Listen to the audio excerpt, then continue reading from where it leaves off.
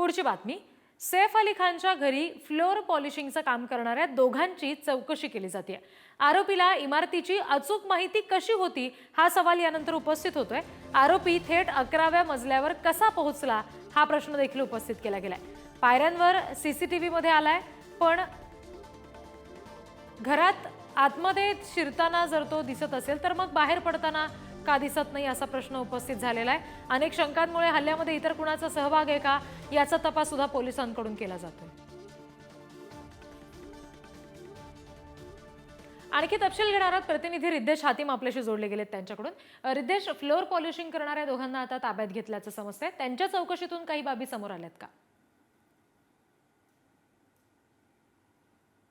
आपण पाहिलं काल रात्री फ्लोर पॉलिशिंग करणाऱ्या दोघांना पोलिसांकडून ताब्यात घेण्यात आलं आहे। आपण एकंदरीत पाहिलं तर या इमारतीमध्ये फ्लोर पॉलिशिंगचं काम आहे ते सुरू होतं आणि हा जो आरोपी होता तो फ्लोर पॉलिशिंगचा ओळखीचा असल्याचा संशय पोलिसांना आहे आणि त्या अनुषंगाने दोघांना पोलिसांकडून ताब्यात घेण्यात आलं आहे। महत्त्वाचं म्हणजे पोलिसांना संशय आहे की हा जो आरोपी आहे त्या दोघांना ओळखत होता, कारण ज्यावेळी तो इमारतीमध्ये शिरला आणि ज्यावेळी इमारतीच्या बाहेर पडल्या या दोन्ही वेळामध्ये तो सीसीटीव्हीमध्ये दिसून नाही आला। त्यामुळे या संपूर्ण बिल्डिंगची ह्याला माहिती होती का, त्याचबरोबर हा थेट 11व्या माळ्यावर कसा पोहोचला, या इमारतीमध्ये सैफ अली खान हा कुठल्या माळ्यावर राहतो, त्याचा मुलगा कितव्या माळ्यावर राहतो, या सर्व संदर्भात त्याला माहिती ही कशी मिळाली, त्याचबरोबर तो थेट 11व्या माळ्यावर कसा पोहोचू शकला, या सर्व संदर्भातला संशय तो पोलिसांना आहे आणि या सर्व संदर्भातली माहिती कोणतरी आतला माणूसच देऊ शकतो जो मागील अनेक दिवसांपासून इमारतीमध्ये ये जा करतोय। त्यामुळे पोलिसांनी सध्या दोन जे फ्लोर पॉलिशिंग करणाऱ्यांना पोलिसांनी ताब्यात घेतलं आहे आणि त्यांची जी चौकशी आहे ती सुरू आहे।